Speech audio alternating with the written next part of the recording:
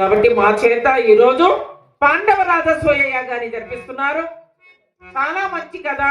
ఇటువంటి కథలో మీ ఇళ్లలో కూడా ఎవరైనా మరణించి ఉంటే వాళ్ళ పేరు మీదుగా కానుకలు ఇస్తే మోక్షానికి వెళ్ళేటటువంటి మార్గము కూడా ఉంది. చాలా పవిత్రమైనటువంటి రాజసూయ యాగము. మహాభారతములో అన్ని ఘట్టాలు ఒక ఎత్తు అయితే పాండవ రాజసూయ యాగమే ఒక ఎత్తు. పవిత్రమైనటువంటి ఘట్టాన్ని ఈరోజు మనం చెప్పుకుంటున్నాము.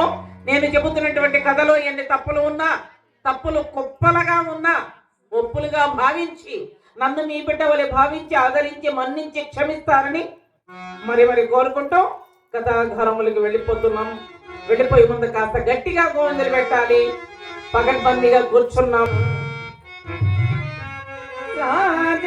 రాజసూయము విభూతగేయము కర్ణేయము వినుడి పాండవ రాజసూయము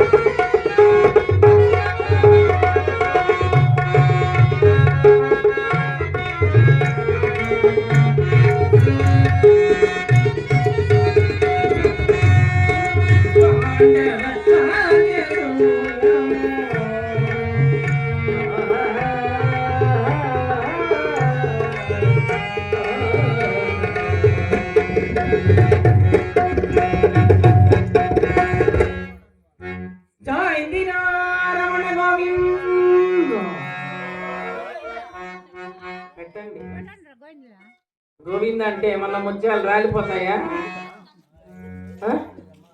చలి వెళ్ళిపోతుంది. గోవింద అంటే చలి కూడా వెళ్ళిపోతుందమ్మా. గోవింద అంటే కట్లు పొడి పడిపోతుందంట. మైసూరు పాక్ అది రాజు పరిపాలిస్తున్నాడు. ఆ ధర్మరాజు పరిపాలిస్తున్నటువంటి ఇంద్రప్రస్థ పట్టణం ఎలా ఉందండి? అతి వైభవంగా ఉందట. చూస్తుంటే అద్భుతంగా ఉంది ఆ రాజ్యం. ఆ రాజ్యంలో ఉన్నటువంటి వారు ఎట్లాంటి వాళ్ళో మనం తెలుసుకోవాలి. ఆ రాజ్యములో ఎటువంటి వారు ఉన్నారు, ఎటువంటి వారు లేరు. లేరు దయా వివర్జితులు,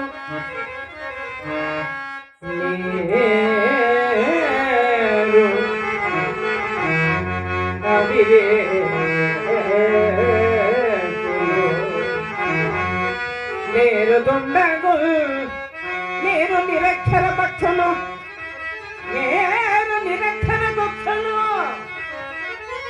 అశాంతులు లేరు, అభాగ్యులు లేరు.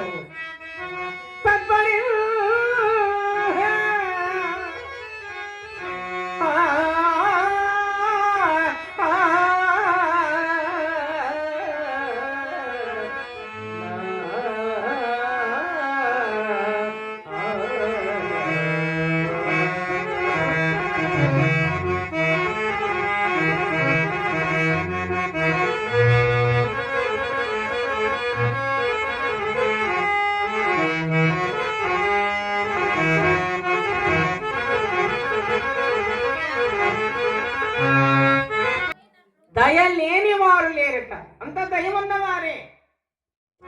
అవి అవివేకులు లేరు, మూర్ఖులు. అవివేకులు అంటే మూర్ఖులు, వాళ్ళకి ఏమీ తెలియదండి. ఏది మంచిది, ఏది చెడ్డది, ఏది న్యాయమో, ఏది సత్యమో, ఏది అసత్యమో తెలియనటువంటి వారు మూర్ఖులు. ఆ మూర్ఖులు లేరంట ధర్మరాజు పరిపాలనలు. అశాంతులు లేరు, అభాగ్యులు లేరు, దొంగలు లేరు, వ్యభిచారులు లేరు, లేరు నిరక్షర భక్షులు. ఎవరండి నిరక్షర భక్షులు అంటే? ఎవరు? ఏమైనా నిరక్షర భక్షులు 24 గంటలు భోజనం చేస్తూనే ఉంటారంట, భోజనం తింటానే ఉంటారండి కొంతమంది. ఒకసారి తినేవాళ్ళు 4 సార్లు తింటారంట. అట్లా ఎక్కువగా ఎవరైతే ఎవరింట్లో ఎక్కువగా భోజనం చేస్తే వాళ్ళకు ఇంటికే దరిద్రం చుట్టుకుంటుంది. భోజనం ఎక్కువగా తినకూడదు. ఇంకా ఎక్కడైనా అన్నదానం జరుగుతా ఉందనుకో పరిగెత్తి వెళ్ళిపోతాం. హరికథ కాలక్షేపం జరుగుతుంది, భజన జరుగుతా ఉంది, డ్రామాలు పెట్టించున్నారంటే ఊరు బారు. భోజనం అంటే పరిగెత్తాలి. చాలా చోట్ల నేను చూశాను, అన్నదానం చేస్తున్నారు, అక్కడ భోంచేద్దాం పదండి అని వెళ్ళిపోతారు.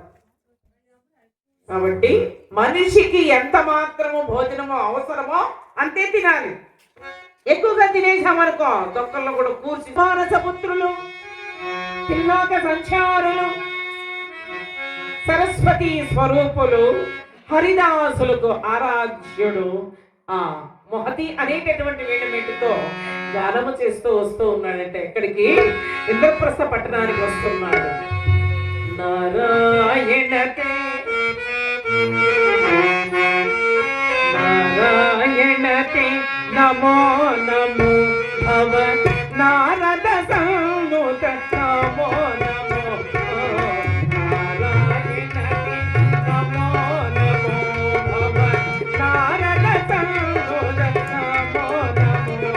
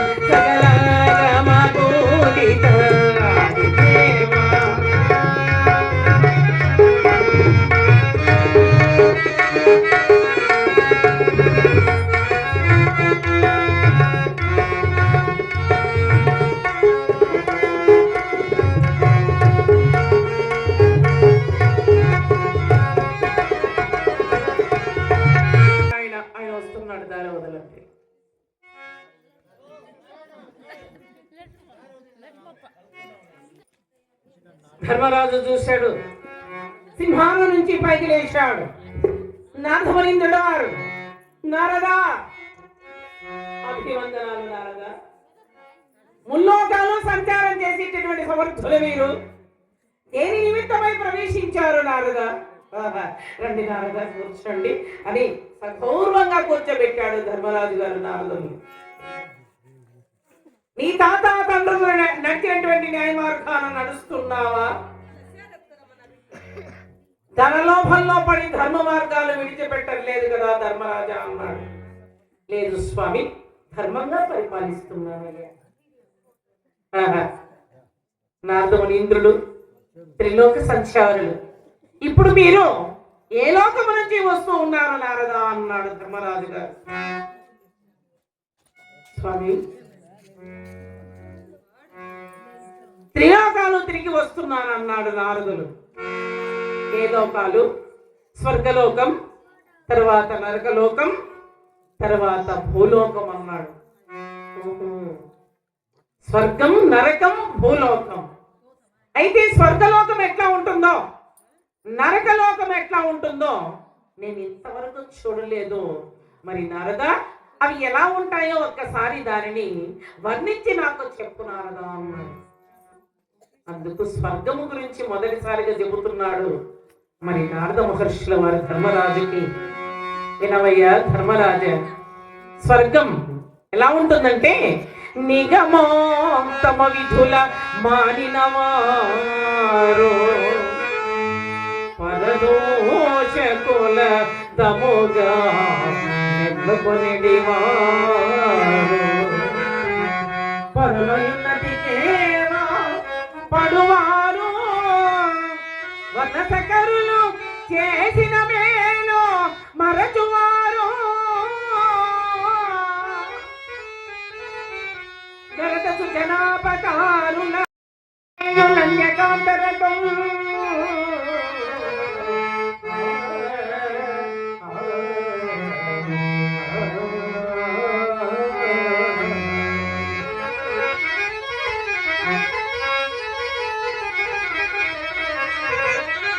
ప్రతిరోజు ఏమైనా మనం పనులు చేస్తూ ఉంటాం.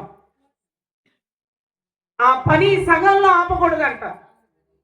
ఇప్పుడు చాలా మంది కూడా వయసు అయిపోయింది, మనకెందుకు ఇంకా రామకృష్ణ గోయిందా అనుకుంటూ ఇంట్లో కూర్చుందాము, రామకోటి రాద్దాం, శివకోటి రాస్తాం. ఇప్పుడు సాయి కోటి కూడా ప్రారంభమైపోయింది. ఇవి వేదాలతో సమానం, భగవంతుడితో సమానం. రామకోటి రాసేటప్పుడు మొదలు పెట్టినప్పుడు రోజుకు ఒక 2-3 వాక్యాలన్నా రాయాలంట. రాయకపోతే ఈరోజు పనుందిలే రేపు రాసుకుందామంటే పాపం చుట్టుకుంటుంది. మొదలు పెట్టినప్పుడు రాసి తీరాలి, సగంలో ఆపేయకూడదు, మానేయకూడదు. అటువంటి వారు కూడా నరకలోకంలో ఉన్నారయ్యా ధర్మరాజా అన్నాడు నారదులు. ఇంకెట్లాంటి వారు ఉంటారు చెప్పండి నారదా అంటే, పక్కింటి వాళ్ళు పచ్చగా ఉంటే పక్కింటి ఎవడు కుళ్ళంట. అది ఎక్కడ ఉండేది కదమ్మా? ఎట్లా పక్క ఇంటి వాళ్ళు పచ్చగా ఉంటే కళ్ళు పచ్చగా స్వామి, ఇది కడుపు తీపిరా స్వామి. పక్క ఇంటి వాళ్ళు పచ్చగా ఉంటే కళ్ళు పచ్చగా స్వామి, ఇది కడుపు తీపిరా స్వామి. ఆ అమ్మ గొలుసు చూడు, పట్టు చీర చూడు, ఆ నెక్లెస్ చూడు, ఆ మిద్దె మేడ చూడు. మాసిపోయింది మగానికి కట్టారు నన్ను. మా అమ్మ మా నాయనకి బుద్ధి జ్ఞానం ఉంటాయి కదా, పెళ్లి చేసినప్పటి నుంచి ఒక నగ నట్ర ఒక పట్టు చీర ఏమీ కానీ లేదు అంటా ఉంటుంది నిద్ర లేచి. కాబట్టి పరులను దూషించువారు నరకలోక ప్రాప్తి అంటారు. వాళ్ళు బాగుండాలి, పక్కింటి వాళ్ళు బాగుంటే మనం బాగుంటాం అని అనుకోవాలి. అందరూ బాగుండాలి, మన బంధువులు బాగుండాలి. అయ్యో వాళ్ళు ఇంత మేడ కట్టేసిరే, వాళ్ళ కొడుకు అమెరికాకు పోయాడే, బాగా ఓళ్ళంతా నగరంతా నింపేసుకున్నారే, వాళ్ళు ఎంత బాగున్నారు అని అనుకోకూడదంట. నరకలోకానికి వెళతారు, పాపం చుట్టుకుని నరకలోక ప్రాప్తి కలుగుతుంది. ఇంకెట్లాంటి వారు ఉన్నారు అంటే, పరశ్రీ సంఘం కోరువారు. తన ఇంట్లో పెళ్ళాం బాగుండాలి, కొంతమందికి వేరే వాడు పెళ్ళాం పోతా ఉందనుకో, రే ఆహా భలే మందిరే అమ్మాయి, ఆహా అమ్మాయి సమ్మగా అరనమ్మి నవ్వగా మతి తప్పి కొల్లాడి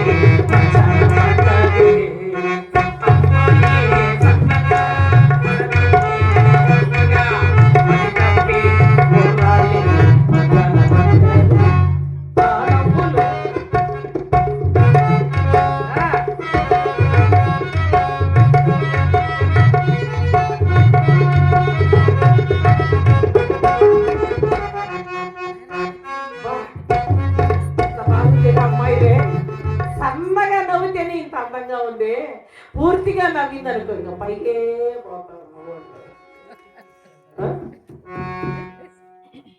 కాబట్టి అమ్మాయి చల్లగా నవ్విందానికి మంత్రాన్ని పట్టారు, ఇక పూర్తిగా నవ్వింది అనుకో ఏమైపోతారు నాయన. కాబట్టి పరకలోకానికి వెళతారు. ఇటువంటి వారు నరకములో ఉన్నారయ్యా ధర్మరాజా అన్నాడు నారదులు. ఎట్లాంటి వారు ఉన్నారు మరి? ఒక ఆడదారిని 10 మంది కోరుకుంటారట. రే నువ్వేనా మగవాడు, నేను కూడా చూస్తా అమ్మాయి అనే వాళ్ళు కూడా నరకలోక ప్రాప్తి. మరి పొట్టకోటి కోసం తన కన్న బిడ్డని అమ్ముకుంటా ఉన్నారంటే ఈ రోజుల్లో. పొట్టకోటి కోసం ఆడబిడ్డల్ని అమ్ముకుంటా ఉన్నారు. మొన్న మా బంగారుపాళ్యంలో ఒక 6 నెలల క్రితం ఒక ఆమెకు 5 మంది కూతుళ్ళు, మళ్ళీ గర్భం అయిపోయింది. గవర్నమెంట్ హాస్పిటల్లో డెలివరీ అయిందండి. మళ్ళీ ఆడబిడ్డే పోషించలేక, వాళ్ళకు భోజనం పెట్టలేక, పోషించలేని పరిస్థితుల్లో ఏం చేసింది, 1500లకు అమ్మేసి వెళ్ళిపోయింది. బిడ్డలని అమ్ముకొని భోజనం చేస్తారు చూడండి, వాళ్ళను కూడా నరక లోకములో పెట్టాడు యమధర్మరాజు. పాపం గవర్నమెంట్ జీతం ఇస్తూ ఉండుకొని కూడా లంచం తీసుకొని తింటా ఉన్నారంట మరి కొంతమంది. జీతం చాలకుండా మన లంచాలు కూడా ఎవరైతే తీసుకొని తింటా ఉన్నారో వాళ్ళు కూడా నరకలోక ప్రాప్తి. ఎట్లాంటి వారు ఉన్నారు? ఎట్లాంటి వారంటే ఆ నరక లోకములో హరినామ స్మరణము చేస్తున్నాడట ఒక ఆయన. ఎవరైనా? ఆయనే పాండవుల యొక్క తండ్రి పాండురాజు. ఆ హరినామ స్మరణము చేస్తున్నాడు నరక లోకములో. హరి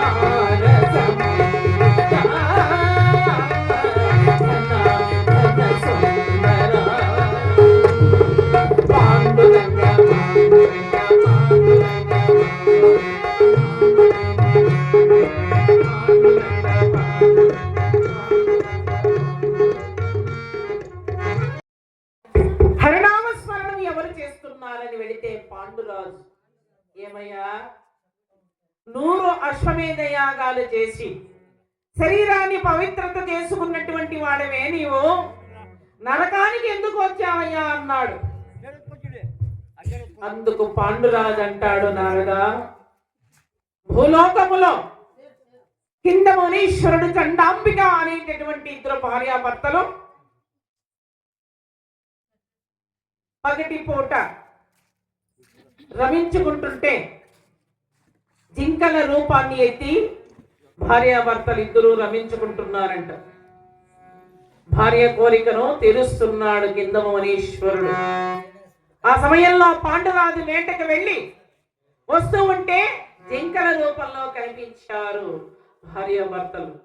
జింకలే కదా అని ఒక బాణాన్ని సంధించి వదిలిపెట్టాడండి. ఆ బాణము నేరుగా వెళ్ళి భార్యాభర్తలు ఒకటై ఉన్నటువంటి సమయంలో గుండెల్లో నాటుకుందండి. ఒక్కసారిగా మాని నేలకు వరిగిపోయారు. కొట్టింది లేళ్లనైతే మానవ రూపాలతో అరుస్తున్నారు ఎవరు అని ఆ గుర్రము దిగి వెళ్ళి చూసేసరికి పొదచాటున పడి ఉన్నది భార్యాభర్తలు, ముని దంపతులు. తాను వేసినటువంటి బాణం గుండెలో నాటుకుంది. వెంటనే ఆ దృశ్యాన్ని చూసి ఏడుస్తున్నాడు పాండురాజు. ఆహా, ఇది విధికృతమా, స్వయంకృత అపరాధమా,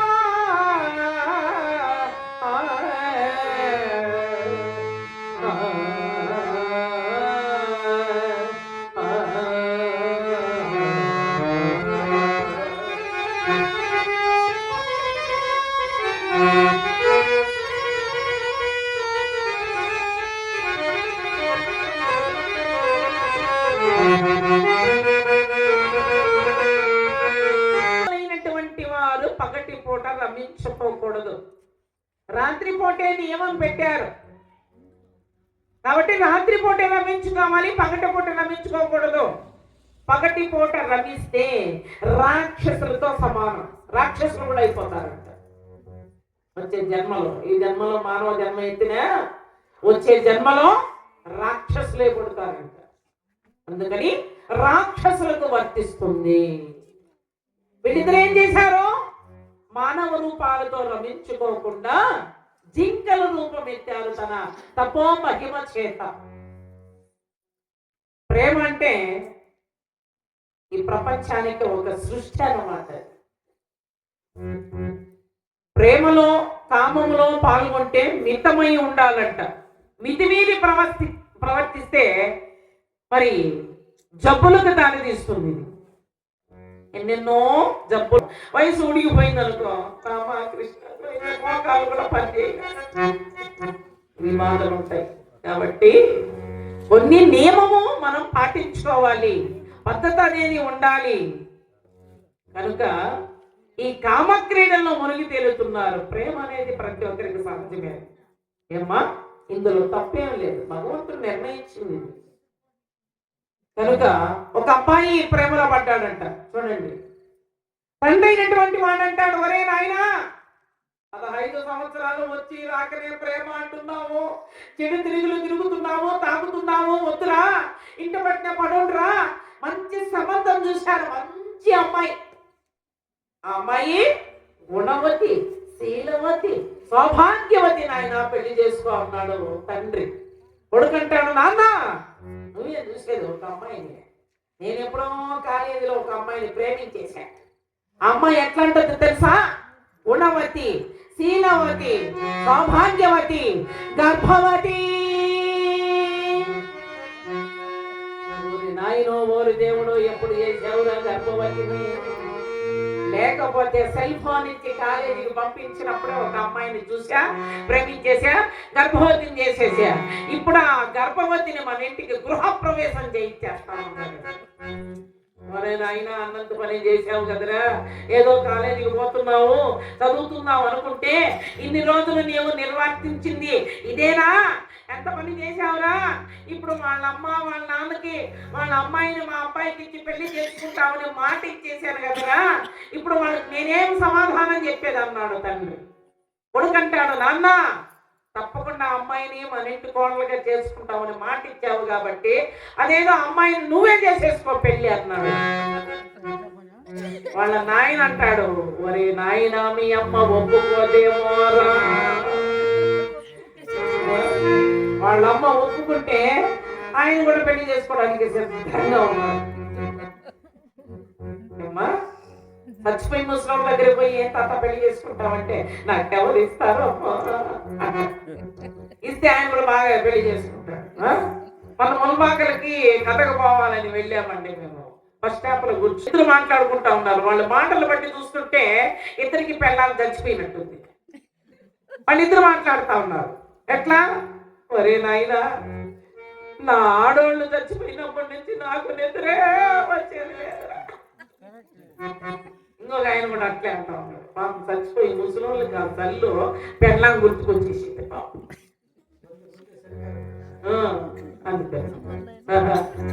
అందుకే వాళ్ళిద్దరి కోసం ఆ ముసలోళ్ళ కోసం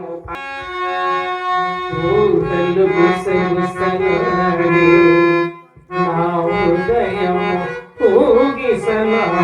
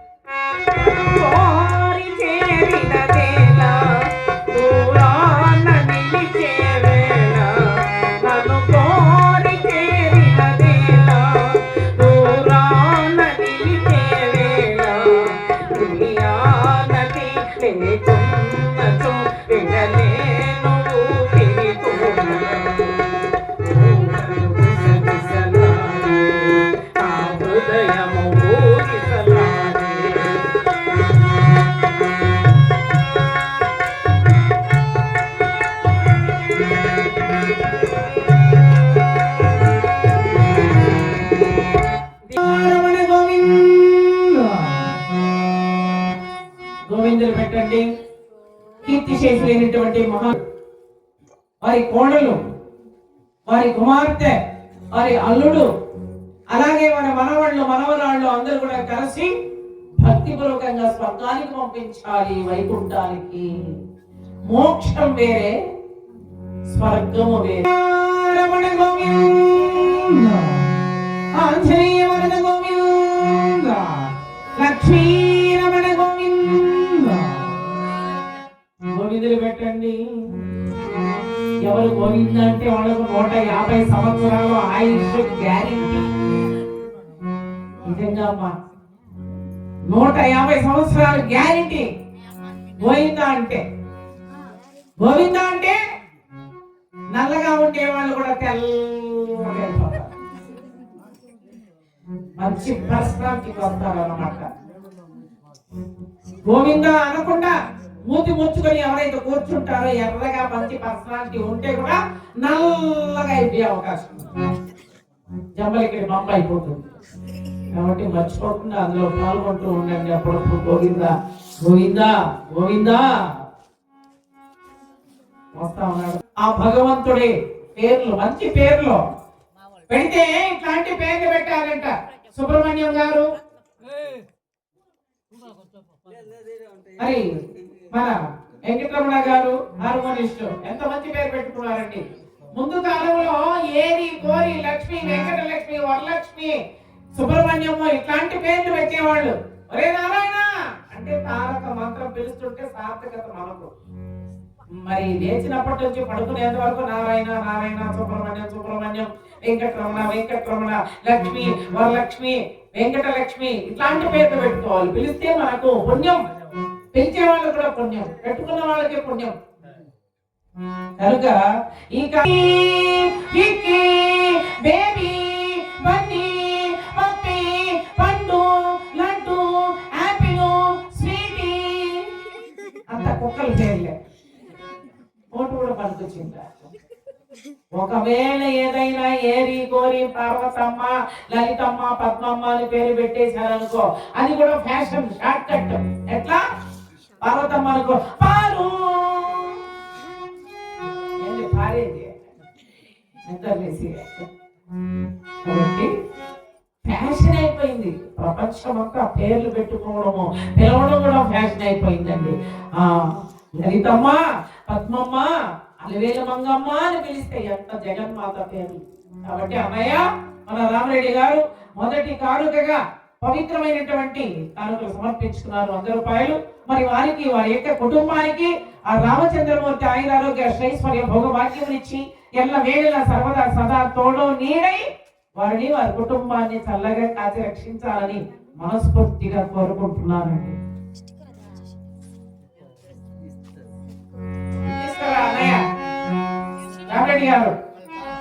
రామరెడ్డి గారు థ్యాంక్ యూ చెప్పేసిన. ఓహో అట్లా మాట పాడితేనే ఇస్తావా? అమ్మయ్యా, అయితే ఒక సీట్ వేసుకొని కూర్చో.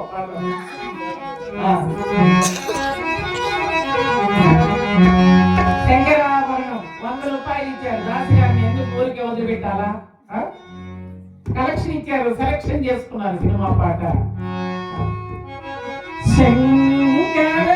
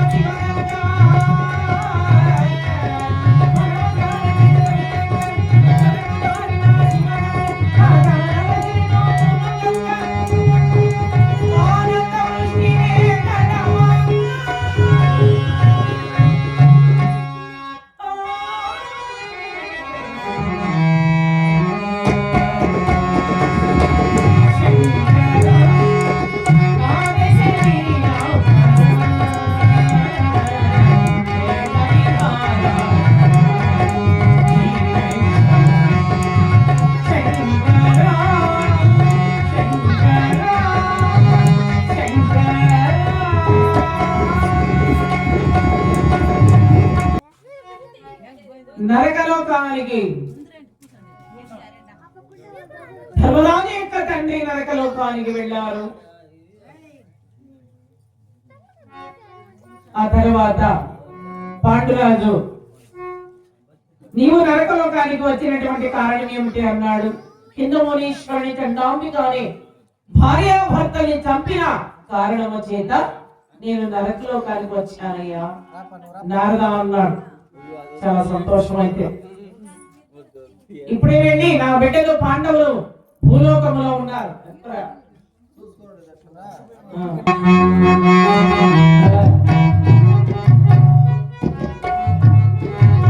మహానుభావులు వైఎస్ రాజశేఖర రెడ్డి మరణించినప్పుడు ఇది మామూలుగా ఇది జమినీ సినిమాలో అడగండి సినిమా పాట చెక్కల్లోకి ఈనాడు చక్కనోడు ఎప్పటికీ ఎవ్వరికి చిక్కనోడు చుక్కలోకి ఈనాడు చక్కనోడు ఎప్పటికీ ఎవ్వరికి చిక్కనోడు తల్లడిల్లి పోతుంది తల్లి అన్నది భక్తు రాజుకుంటుంది కట్టుకున్నది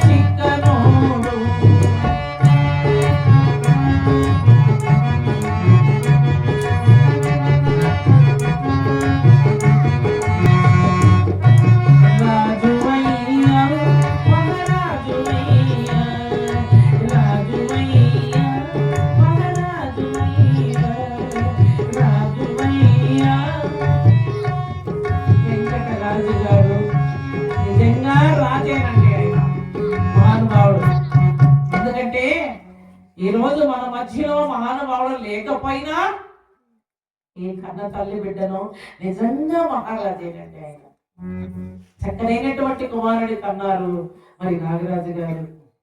అటువంటి బిడ్డ పుట్టాలంటే అందరికీ సాధ్యం కాదు. తల్లి తండ్రి మరణిస్తే పోతే పోనీలే నా పెళ్ళాం బిడ్డలతో నేను బాగుంటాను అనుకునేవాడు ఈ ప్రపంచంలో చాలా మందిని చూసాం మేము. అలా చేయకుండా మరణిస్తే కూడా కొంత డబ్బు ఖర్చు పెట్టి వాళ్ళ ఆత్మశాంతి కోసం హరికథను ఏర్పాటు చేశారు. అందరికీ ఇటువంటి మంచి మనస్సు. 24 గంటలో నీ మొగుడు కూర్చొని గోవిందా గోవిందా అనడమేనా? ఏమైనా తెచ్చేసేదే ఉందా? అట్లాంటి వాడిని నీ కట్టి పెట్టారే. ఇట్లాంటి మొగుడు ఉంటే ఏమి పోతే పని ఏమి. అందుకు నన్ను ఏం చేయమంటావక్క? నా తర్వాత నేనేగుతున్నాను. నేనే కష్టపడి సంపాదించి వండి పెడితే తినేసి గోవిందా గోవిందా అంటా ఉన్నాడు. ఇట్లాంటి వాడిని పెట్టుకొని నేనేం చేయాలక్క? నేనే చెప్పినట్టు చేస్తావా? ఓ చేస్తాను.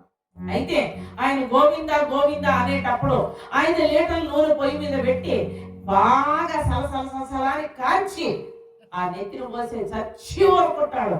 పేడ విరుగుడైపోతుంది నీకు. సరే, ఈమె 5 లీటర్ల నూనె పొయ్యి మీద పెట్టి కాస్తా ఉందంట. ఈయన భర్త అంటాడు, ఒసే గోవిందా, ఏం గోవిందా, వారం రోజులైంది గోవిందా నీళ్లు పోసుకొని, పొయ్యి మీద ఆ నీళ్లు పెట్టు గోవిందా, నీళ్లు పోసుకోవాలా. పెట్టాను గోవిందా, మీరు పోయి బాత్రూమ్ దగ్గర కూర్చోండి, నేను తీసుకొచ్చేస్తా. కాచింది, కాలిపోయిందా గోవిందా, అయితే కూర్చున్నాను గోవిందా, తీసుకురా అక్కడ పెట్టి నేను కళ్ళు మూసుకుంటా గోవిందా గోవిందా గోవిందా అంటా ఉన్నాడు. కళ్ళు మూసుకొని ఏకాగ్రతతో ఆ దృష్టితో ఎప్పుడైతే భగవంతుని మీద పెట్టి గోవిందా అంటున్నాడో, ఈమెం చేసింది, గోవిందా అంటా ఉన్నాడు. పై గోవిందా ఒక చొమ్ము ముంచి నా నెత్తిన పోయి గోవిందా, ఒక చొమ్మేమి కర్మ, కాల్చిన నూనెంతా నీ నెత్తి మీదే ఉంటుందని ఆ నూనెంతా ఒక్కసారి భర్త నెత్తి మీద పోసి, ఎప్పుడైతే పోసిందో గోవింద నామస్మరణ జపిస్తున్నాడు కాబట్టి ఆ భక్తికి ఆ పోసిన నూనెంతా ఒళ్ళంతా కాలిపోకుండా, ఆయన చనిపోకుండా ఏమైపోయింది, ఆ పోసిన నూనె బంగారమాయే.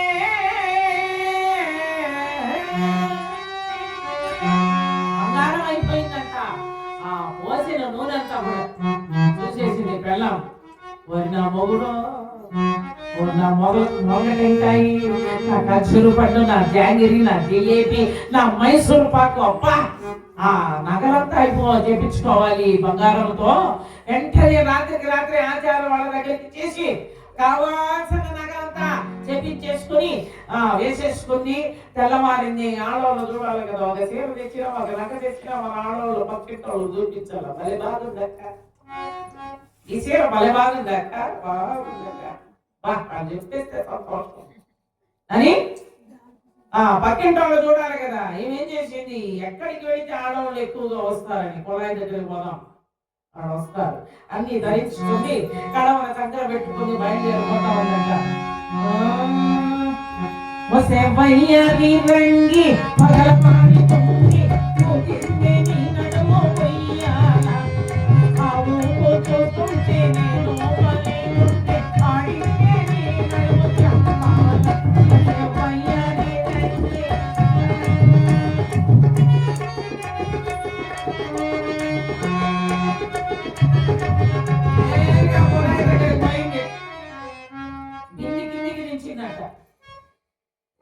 అందరూ ఆడవాళ్ళు చూసేశారు.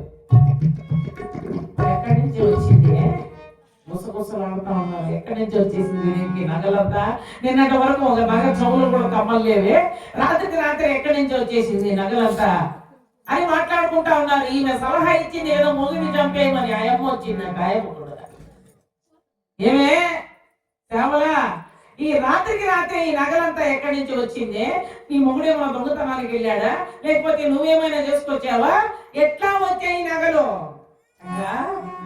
5 లీటర్ల నూనె కాంచి నా మొగుడు తల మీద పోసేయమని నీవు సలహా ఇచ్చావు కదా, అలా కాంచిన నూనె అంతా మొగుడి నెత్తి మీద పోసేసాను. ఆ కాంచిన నూనె బంగారం అయిపోయిందక్క. ఆ బంగారే ఈ బంగారు, ఆ బంగారే ఈ బంగారా. అవునక్క, అయితే నేను కూడా పోయినా మొగుడికి చేస్తానంట. బయలుదేరిపోతా ఉందంట. వాళ్ళ మొగుడు కూడా నూనె కాల్చి నెత్తిన పోచేద్దాం వాళ్ళు పోతా ఉంది. బంగారం వస్తుంది. నేరుగా ఇంటికి పోయింది. ఆయన నిద్ర లేచి పాపం ఏదో కష్టపడి అన్న పెళ్ళాం బిడ్డలకి తెచ్చేద్దామని ఆయన బయలుదేరిపోతుంటే, ఏమండి రండి, ఏమే ఇంట్లో కూర్చొని గోవిందా గోవిందా అంటా ఉండండి, మనం కోటీశ్వర్లు అయిపోతాం. గోవిందా అంటేనే కోటీశ్వర్లు అయిపోతామా? అవును, కూర్చొని గోవిందా అంటా ఉండు అని ఆయమ్మ 5 లీటర్ల నూనె కాస్తే ఈమె 10 లీటర్ల నూనె కాస్తా ఉందట. ఇంకా బంగారం ఎక్కువ రావాలని కాస్తా ఉంది. మరి కూర్చో గోవిందా గోవిందా అను. భక్తి లేదు, శ్రద్ధ లేదు, ఏకాగ్రత లేదు, ఏదో పెళ్ళామ అనమనింది కదా అని నోట్లో నుంచి అంటా ఉన్నాడు. భక్తి శ్రద్ధలతో భగవంతుని వేడుకుంటే తోడుగా ఉంటాడంట దేవుడు. ఈయన 4 నుంచే గోవింద గోవింద గోవింద అంటా ఉన్నాడు. అంటా అన్నావా? ఓ అంటా ఉన్నాడు. ఈమె 10 లీటర్ల నూనె బాగా కాంచి ఎత్తుకొచ్చి ఒక్కసారిగా భర్త నెత్తి మీద పోసేసింది. అంతే. శ్రీమద్ రమారమణ గోవింద చచ్చి ఊరుకున్నాడు మొగుడు ప్రాణం. ఏదో బయట పోయి కష్టపడి తెచ్చి పెళ్ళామెడలకి వేద్దామని పోయే వాడిని కూడా 10 లీటర్ల నూనె కాంచి నెత్తి మీద పోసి వాడిని చంపి నాశనం చేసేసి. కాబట్టి ఆశ పనికి రాదు. ఉన్నంతలో మనం సర్దుకొని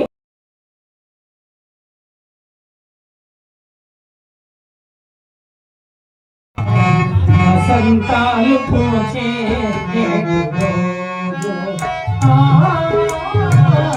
వసంతాలు పూచే మంచి రోజు వసంతైన రోజు వసంతాలు పూచే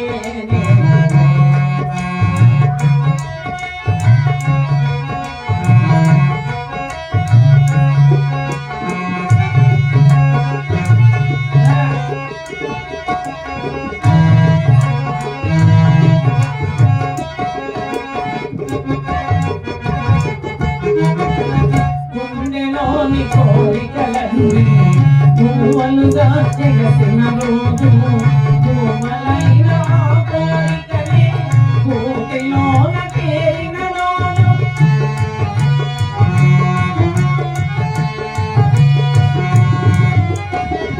గుండెలోని కోరికలన్నీ పువ్వులుగా చెగసిన రోజు పువ్వులైన కోరికలే కోటిలోన చేరిన రోజు నిన్నిలోని అందాలన్నీ పుణ్యకలోని దిగిన రోజు భలే మంచి రోజు వసంతైన రోజు వసంతాలు పూచే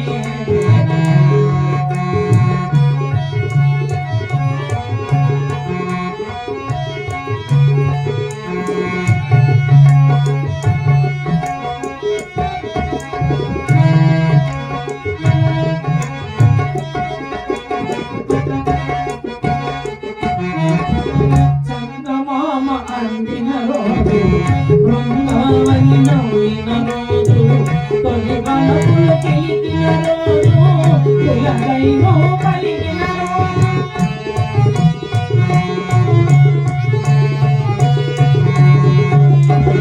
చందమామ అందిన రోజు బృందావని నవ్విన రోజు తొలి వనపులు తెలిపిన రోజు కులదైవో పలికిన రోజు కన్న తల్లి ఆశలన్నీ కన్నజాజులై వేసిన రోజు భలే మంచి రోజు వసంతైన రోజు వసంతాలు పూచే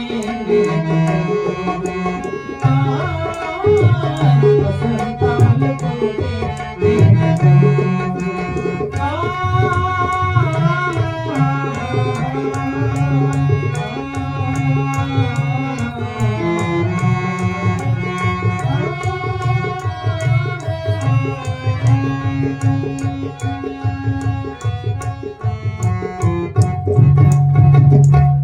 అనేటువంటి భార్యాభర్తల్ని చంపినటువంటి కారణము చేత నరకలోకానికి వెళ్ళాడు. నారద మహర్షి అక్కడికి వెళ్ళి అడిగితే, అయ్యా నరకలోకానికి వచ్చాను, నా బిడ్డలు పాండవులు భూలోకంలో ఉన్నారు, అక్కడికి వెళ్ళి స్వర్గలోక ప్రాప్తి నాకు కలుగ చేయాలంటే నా బిడ్డలు పాండవులు రాజసూయ యాగమ చేయాలి. అలా చేసినట్లయితే నరకం నుంచి స్వర్గానికి వెళతాను. నారద, ఈ వార్త నా బిడ్డలకు చెప్పి రావయ్యా అన్నాడు. సరాసరి భూలోకానికి వచ్చి ధర్మరాజుకు విషయాన్ని తెలియజేశాడు. మీ తండ్రి గారు నరకలోకంలో ఉన్నారయ్యా, స్వర్గానికి వెళ్ళాలంటే మీరు రాజసూయ యాగమ చేయాలి అనేసరికి, రాజసూయ యాగమ చేయాలంటే ఏ విధంగా చేయాలో మాకు తెలియదు. అయితే అన్ని విధాలుగా తోడు నీడగా ఉన్నాడు శ్రీకృష్ణుడు. ద్వారకా నగరానికి పంపించి అర్జున్ని పరంధాముని పిలిపించి వెంటనే రాజసూయ యాగాన్ని తలపెట్టండి ధర్మరాజా అన్నాడు. అలాగే అర్జునుని పిలిచి ద్వారకా నగరానికి వెళ్ళి శ్రీకృష్ణ పరంధాముని దర్శించి ఆయన తీసుకొచ్చి రాజసూయ యాగాన్ని దగ్గరుండి చేయించాలి అన్నాడు. అలాగే అర్జునుడు వెళ్ళి ద్వారకా నగరానికి ఆ పరంధాముని తీసుకొచ్చి వెంటనే మరి కూర్చోబెట్టి అడుగుతున్నారు, కృష్ణ నిన్ను ఎందుకు పిలిపించామో తెలుసా? మా తండ్రి గారు నరకలోకంలో నరకయాతన అనుభవిస్తున్నాడు. స్వర్గ ప్రాప్తి కలగాలంటే మేము రాజసూయ యాగం చేయాలి. అలా చేయాలంటే మీరు మా దగ్గర ఉండి యాగాన్ని జరిపించాలి. ఎలా చేయాలో మాకు తెలియదు అన్నాడు. ఎలా చేయాలంటే అసలు రాజసూయ యాగం అంటే ఏమిటి? రాజులకు అసూయ కలిగించేటటువంటిదే రాజసూయ యాగం. రాజసూయ యాగం అంటే దేశ దేశాలకు వెళ్ళాలి, రాజన్యులందరినీ జయించాలి, వారు ఇచ్చినటువంటి కట్న కానుకలన్నీ కూడా తెచ్చి ధన కనక వస్తువాహనాలు రాసులు రాసులుగా పోయాలి. యాగము పరిపూర్ణమయ్యేటప్పుడు ఒక రాజును బలివ్వాలి. ఇదే రాజసూయ యాగం అనేసరికి పరంధాముడు అంటాడు, మరి చేయుమా రాజసూయము గుణగేయ కౌంటేయ కీర్తినీయము, చేయుమా రాజసూయము గుణగేయ కౌంటేయ కీర్తినీయము, చేయుమా రాజసూయము.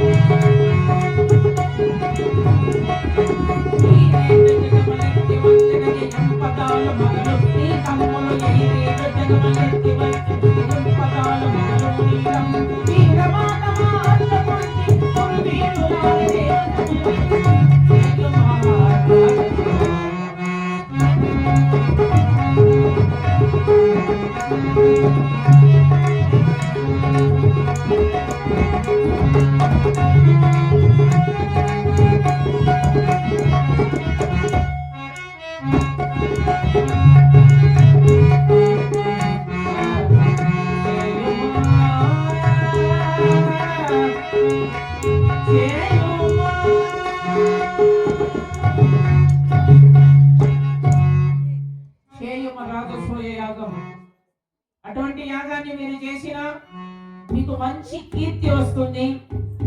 భూ ప్రపంచాన్ని నిద్రించగల మంచి బలాఢ్యులైనటువంటి సోదరులు ఉన్నారు. మా అత్త కుంతి ఆమె గర్భాన జన్మించిన మీకు రాజసూయ యాగానికి చేయడానికి ఒక లెక్క, కాబట్టి చేయండి పాండవులారా అన్నాడు కృష్ణ పరమాత్మ. అయ్యా యాగం చేయాలంటే మీరు మా దగ్గర ఉండి ఎలా చేయాలి, ఏ విధంగా చేయాలని మీరు చెప్పాలి అన్నాడు. అయ్యా దగ్గర ఉండి నేను రాజసూయ యాగాన్ని జరిపించాలంటే నాకు ఒక శత్రువు ఉన్నాడు. ఎవరు? జరాసంధుడు. కృష్ణునికి శత్రువు ఎవరు? జరాసంధుడు. ఈ జరాసంధుడు మరి మేనమామ కంసుడు. కంసుడు యొక్క భార్యలో జరాసంధుని కూతురు దేవకి వసుదేవుల్ని చెరసాలలో పెట్టి హింసిస్తున్నాడట కంసుడు. అది చూచి శ్రీకృష్ణ పరమాత్ముడు కంసుని చంపాడు. కంసుని భార్యలో విధవలై జరాసంధుని దగ్గరకు వచ్చి ఏడుస్తున్నారట, తండ్రి నా భర్తను చంపేశాడు శ్రీకృష్ణుడు, అందుకని ఆ కృష్ణుని నీవు చంపాలి తండ్రి అన్నాడు. పిల్లలు అడుక్కున్నారు తండ్రిని. అప్పుడు జరాసంధుడు కృష్ణుడు ఎక్కడ ఉన్నా అతని మీదకి యుద్ధానికి పోవడము, కృష్ణుని ఓడించడము, కృష్ణుడు పారిపోయి ఓడిపోయి చివరికి సముద్ర మధ్యముల ద్వారకా నగరము కట్టుకుని అష్ట భార్యలతో కాపురాన్ని సాగిస్తున్నాడు. కాబట్టి మొదటిసారిగా జరాసంధుడు ఏం చేశాడు? చుట్టుప్రక్కల ఉన్నటువంటి రాజాతి రాజులందరినీ కూడా తీసుకొని వచ్చి తన చెరసాలను వేయించి భైరవ పూజ చేస్తున్నాడు. ఆ భైరవునికి బలి ఇవ్వటానికి రాజును తీసుకొచ్చి చెరసాలను వేసుకున్నాడు. రాజసూయ యాగం జరిపించాలంటే రాజును చంపాలి, ముఖ్యంగా జయించాలి. కాబట్టి అటువంటి వాళ్ళందరినీ కూడా జయించి యాగం చేయాలయ్యా, అప్పుడే రాజసూయ యాగం అవుతుంది. మరి నీవేమో శత్రువులు అంటున్నావు, ఇప్పుడు ఏం చేయాలి శ్రీకృష్ణ? మీరే దగ్గర ఉండి యాగాన్ని జరిపించే బాధ్యతని. జరాసంధుని చంపాలయ్యా. ముందుగా అతని దగ్గర రాజులు ఇరుక్కుపోయారు. ఆ దేశాలను వాళ్ళ రాజుల్ని పంపించేస్తే అప్పుడు చేయొచ్చు, రాజసూయ యాగం జయించవచ్చు రాజుల్ని. కాబట్టి ముందుగా జరాసంధుని చంపాలి. సరే, ఏ రోజు చంపాలి? కార్తీక పౌర్ణమి రోజున జరాసంధుని చంపితే మనం యాగం జరిపించవచ్చు. లేకపోతే అతని పూజ పూర్తయిందా, ఆ జరాసంధుని జయించడానికి ఎవరి తరం కాదు, ఇంకొక అవతారం ఎత్తాలి. కాబట్టి భీమార్జునులారా, మీరు బ్రాహ్మణ రూపాలు ధరించండి అన్నాడు కృష్ణుడు. బ్రాహ్మణ రూపాలు ధరించారు. బ్రాహ్మణోత్తములకి మీసాలు ఉండవు కదా, ముమ్మగా గొరిగేస్తారు పాపనోళ్ళు. మంత్రాలు చదివేటప్పుడు కూడా మీసాలు ఉంటాయండి, పాపనోళ్ళకి ఉండవు. కాబట్టి బాగా బ్రాహ్మణ రూపాలు ధరించారు. వెళ్ళి మీసాలు తీసేపో అన్నారు. అర్జునుడు మాత్రం తీసేసాడట, నన్నగా గొరిగేశాడు. భీముడు మాత్రం నేను తిను బావా. వీరులకు మీసాలు ఉంటేనే అది లక్షణం. మగవాడన్న తర్వాత మీసాలు ఉంటేనే లక్షణం. కొంతమందికి మీసాలు పెట్టుకోరండి. మన హార్మోనిస్టులు ఉన్నగా గొరిగేస్తాడు, ఆయన ఇష్టం లే మీసాలు పెట్టుకోవడం.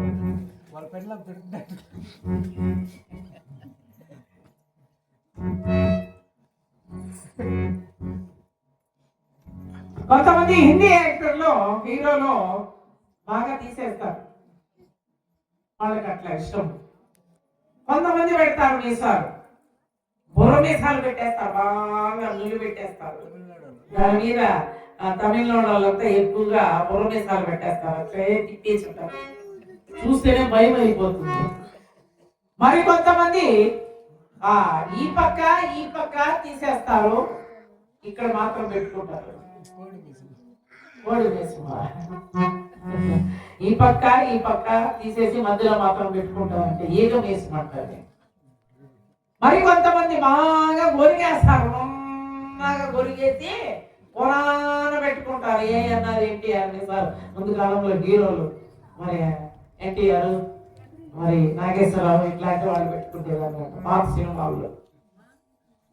ఇక్కడ భీముడి గొరిగేయమంటే నేను తీరంటున్నాడు, అయ్యా మీసాలతో పని లేదు, బలం ఉంటే చాలు, వాడిని జయించాలి జరాసంధుని. కాబట్టి బలం ఉంటే చాలు, మీసాలు తీసేయపో అన్నాడు. తీసేయాల్సిందేనా? తీసేయపో. మెల్లగా పోయి గొరిగేసాడంటే తారు రోడ్ అయిపోయింది. పాపం బావా నేను బాగున్నాను, చాలా బాగున్నావయ్యా, ఏం మీసాలతో పనిలే, బయలుదేరన్నాడు. ముగ్గురు బ్రాహ్మణ రూపాలతో ఇట్లాంటి మాలలు వేసుకున్నారు మెడలో. ఎవరైనా శుభకార్యాలకు వెళ్ళేటప్పుడు ఆడవాళ్ళు పువ్వులు తలలో ఉండాలి. ముత్తైదుకి ఎక్కడైనా పోయినా పువ్వులు ఉండాలి తలలో. మగవాళ్ళు ఒక మల్లి పువ్వు అన్నా జోబులో ఒక పువ్వ జోబులో వేసుకొని పోతే శుభకార్యాలకు మేలు జరుగుతుందంట, విజయం కలుగుతుంది. ఒక కొట్లాటకైనా, ఒక మంచికైనా, దేనికైనా కూడా పూలు ఉండాల జోబిలో, విజయం కలుగుతుందంట. పూలు విజయానికి చిహ్నం. కాబట్టి వీళ్ళు ముగ్గురు ఏం చేశారు, యుద్ధానికి పోతా ఉన్నారు. యుద్ధానికి పోయేటప్పుడు ఇట్లాంటి మాలలు ముగ్గురు వేసుకున్నారట మెడలో. బయలుదేరిపోతున్నారు. అర్ధరాత్రి కార్తీక పౌర్ణమి రోజున అర్ధరాత్రి పూట బయలుదేరిపోతున్నారండి జరాసంధుని దగ్గరకు తప్పడానికి. ప్రియమారగం కృష్ణ భీమార్జున కృత సన్నాహులై మగగరే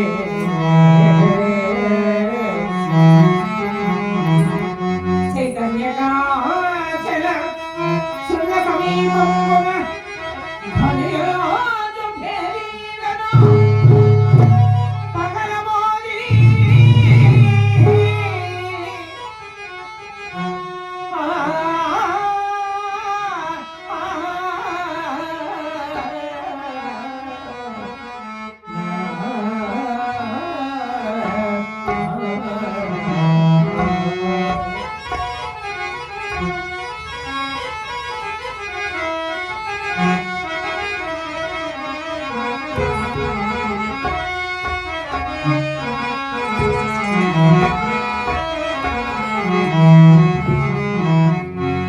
అర్ధరాత్రి సమయములో గురు చైతన్య పర్వతం వైపు సాగుతూ తూర్పు దిక్కుగా గిరివజ్రపురానికి చేరుకున్నారు. ఆ గిరివజ్రపురంలో ఉన్నాడంట జరాసంధుడు. వెళ్ళారు, కోట వెనకాల నుంచి వెళ్ళారంట. ద్వారం దగ్గర రాలేదు, కోట వెనకాల నుంచి వెళ్ళి కోట గోడ పైన 3 భేరీలు పెట్టాడంటే భేరీలు. అవి ఎవరైనా జరాసంధునికి శత్రువులు ప్రవేశిస్తే ఎలా వాయిస్తాయండి? వాటంతట అవే మారుమోగిపోతాయి.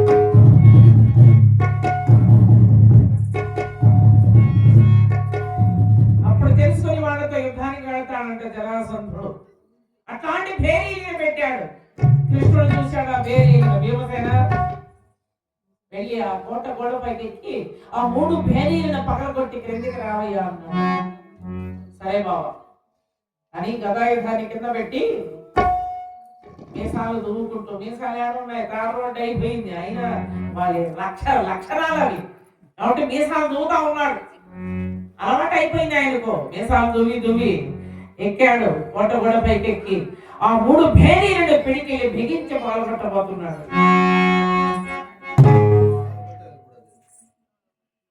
చూశాడు కృష్ణుడు. అయ్యా భీమసేన, అలా కాదయ్యా, నీ ఉదరముతో పగలగొట్టి రావయ్యా అన్నాడు.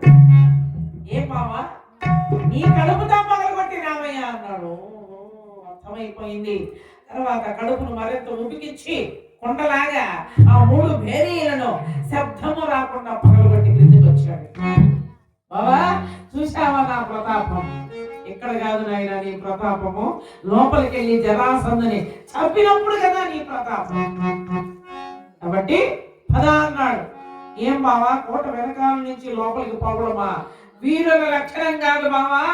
ఇంతకంటే చీర కట్టుకోవడం, గాజులు వేసుకోవడం మంచిది బావా అన్నాడు. తదాస్తు, గాజులు వేసుకుంటావు, చీర కూడా కట్టుకుంటావు. ఆ సమయం నీకు రానే వస్తుంది.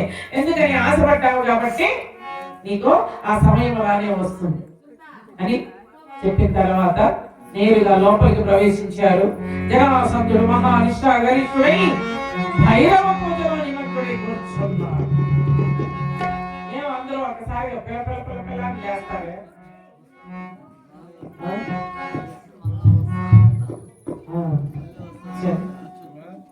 కోవెల ఎరుగని దేవుడు కలగని అనుకుంటినా నేను ఏనాడు, కనుగొంటి ఏనాడు, పైకే జాబిలి ఇలపై కలగని అనుకుంటినా నేను ఏనాడు, కనుగొంటి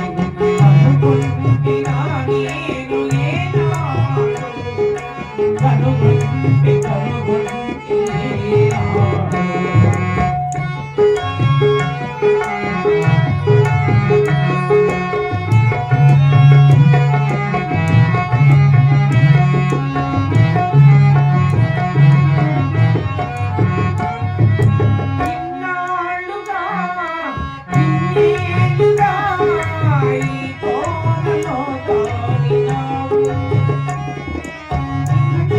ఇన్నాళ్ళుగా నిరగానిలా ఈ కోనలో దాగినావు.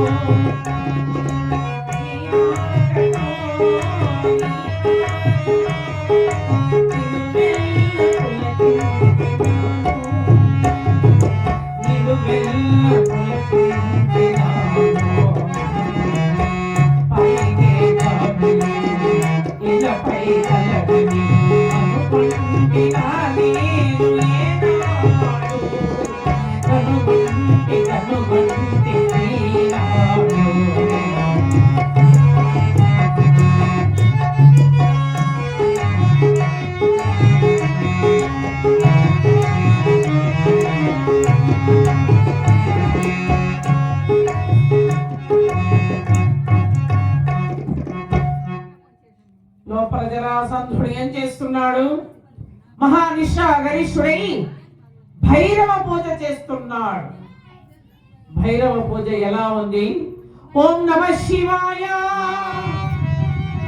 ఓం నమ శివాయ, హర హర మహాదేవ శంభో శంకర, ఓం నమ శివాయ, ఓం నమ శివాయ, ఓం నమ శివాయ. భైరవ పూజ చేస్తున్నాడు, మహాకాళి పూజ. ఆ రోజుగా అతని పూజ పూర్తయిందా?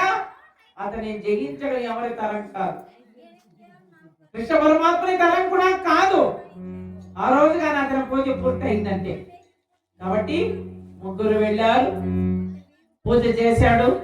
సగంలో ఆపేసి మళ్ళీ చేద్దామని శయ్యా మందిరంలో వచ్చి విశ్రాంతి తీసుకుంటున్నాడు. వీళ్ళు ముగ్గురు శయ్యా మందిరంలో ప్రత్యక్షమైపోయారు. వాళ్ళు ముగ్గురు మళ్ళీ మీటింగ్ ఇట్లా వచ్చినప్పుడే కదా ఏమంటా ఏం చేస్తా వాళ్ళంతా పనులు పోతారు, తీరికుండదు. ఇట్లా చోట చేరితే మీటింగ్ చేస్తే దీనికి మించి ఇంకా విడే దిక్కేలే.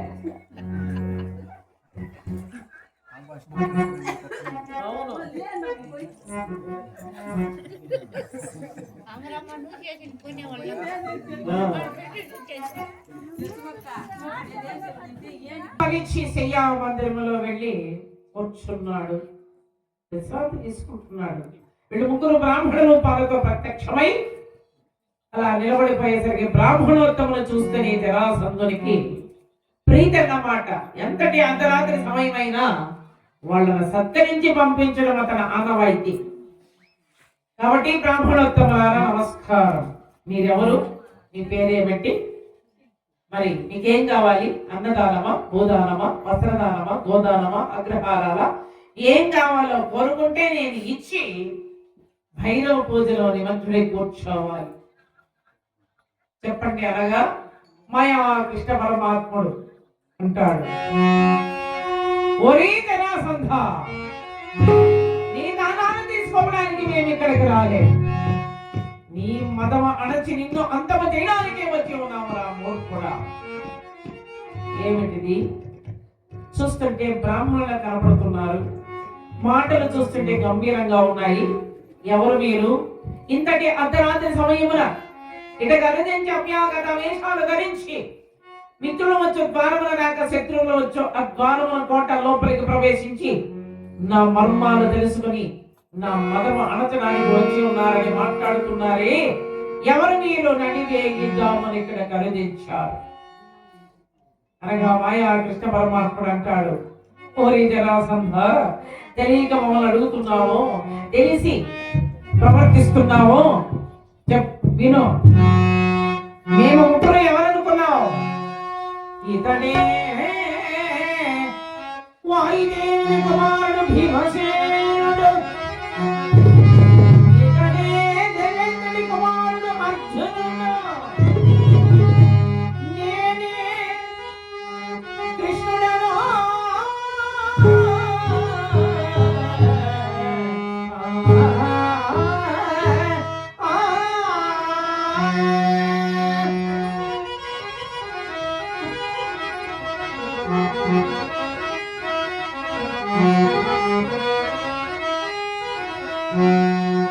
ఇతడే వాయుదేవుని కుమారుడు భీముడు, ఇతడే దేవేంద్రుడు కుమారుడు అర్జునుడు, నేనే కృష్ణుడును. కానా నీ దగ్గర చెరసాలలో బందీగా ఉన్నారే రాజులు, తక్షణమే వారి వారి నెలవులకు పంపిస్తావా, లేదా మా ముగ్గురితో ఎవరితోనైనా ద్వంద్వ యుద్ధం చేస్తావా? ఆ పలుకులు వినగానే జరాసంధుడు అంటాడు, ఓరి మాయావారి కృష్ణ, నీకు దొరికారే ఈ భీమార్జునుడు, వీరి అండ దొరికింది కదా నేను ఆ భీకర పలుకులు పలుకుతున్నావా? నేను పుట్టింది కూడా రాక్ష కులములోని, యుద్ధం అంటే వెనకాల పోతాను అనుకున్నావా? దాచుకో అనగా వెంటనే తన కుమారుడైనటువంటి సహదేవుడికి రాజ్య పట్టాభిషేకం చేసి యుద్ధానికి వెళ్తున్నాను, మళ్ళీ నేను తిరిగి వస్తానో లేదో కుమార జాగ్రత్తగా మోసలు అని భీముడితో అర్ధరాత్రి పూట కార్తీక పౌర్ణమి రోజు యుద్ధానికి ఎదుర్కొన్నాడు జరాసంధుడు. ఇద్దరు కూడా కలయిపడి భయంకరమైనటువంటి యుద్ధం చేస్తూ ఉన్నారు. ముష్టి యుద్ధం. ఎలా ఉంది ఆ ముష్టి యుద్ధం?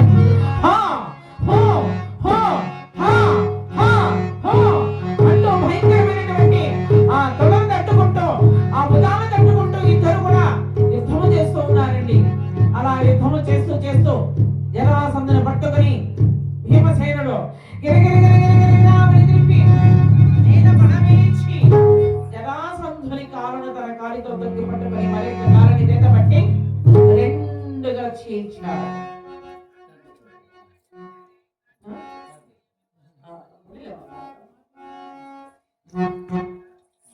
రెండుగా చీల్చాడు. చీల్చి దూరంగా విసిరి అవతల వారేశారండి. అమ్మయ్య, ఇంత సులభంగా చంపుతారని నా కల్లో కూడా అనుకోలేదు అనుకున్నాడు భీముడు. కానీ విసిరి పాదవించినటువంటి శకలాలు ఎలా వస్తున్నాయి? ఓం జన ఆవాహయామి, ఓం జన ఆవాహయామి,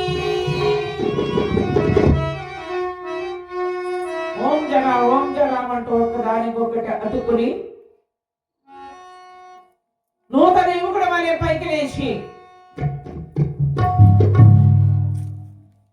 ఒక్కదానికొక్కడి అతుక్కున్నాడు.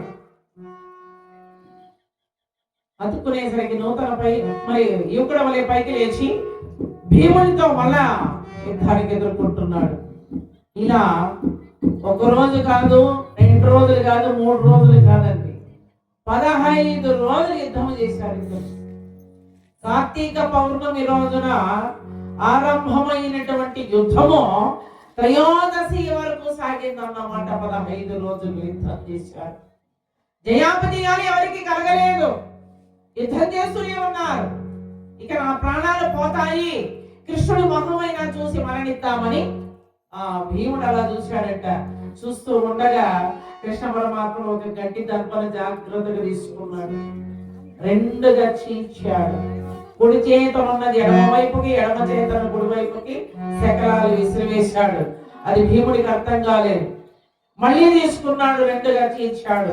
కుడి చేతనున్నది ఎడమ వైపుకి, ఎడమ చేతను కుడి వైపుకి శకలాలు విసిరివేశాడు. వేయగా అది చూచిన భీముడికి అర్థమైపోయి సరే బాబా అని మళ్ళీ ఎక్కడ లేని బలాన్ని కూడగట్టుకొని యుద్ధం చేసి మళ్ళీ రెండుగా చీల్చి కుడి చేతనున్నది ఎడమ వైపుకి, ఎడమ చేతను కుడి వైపుకి శకలాలు వ్యతిరేకంగా విసిరి పారవేశాడు. ఆ శకలాల దగ్గరకు వస్తున్నాయి.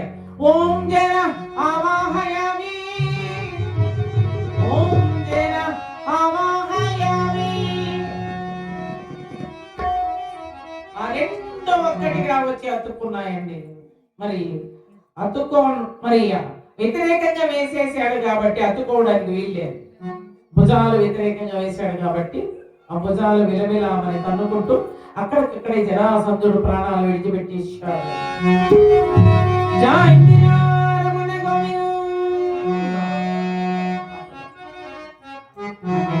మా హార్మోనిస్ట్ మంచి పాట పాడతాడండి, మంచి వాయిస్ కూడా వాళ్ళకి.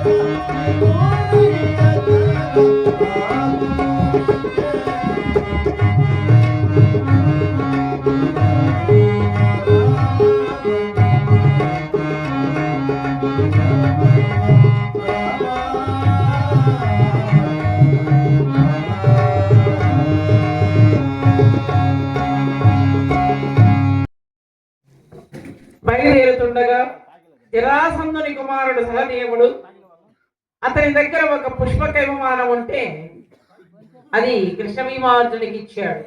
అందులో కూర్చున్నారు ముగ్గురు. విమానం ఆకాశ మార్గాన బయలుదేరుతోంది.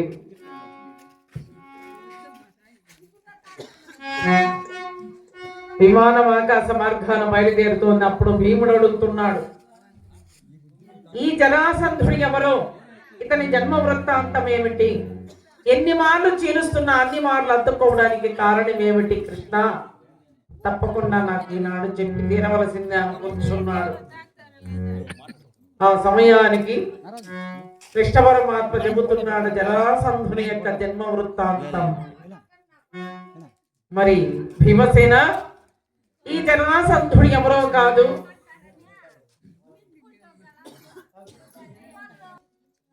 మగధ దేశాన్ని పరిపాలన చేసేటటువంటి బృహద్రథ మహారాజు యొక్క కుమారుడు జరాసంధుడు. బృహద్రథ మహారాజుకి ఇద్దరు పెళ్ళాలంట.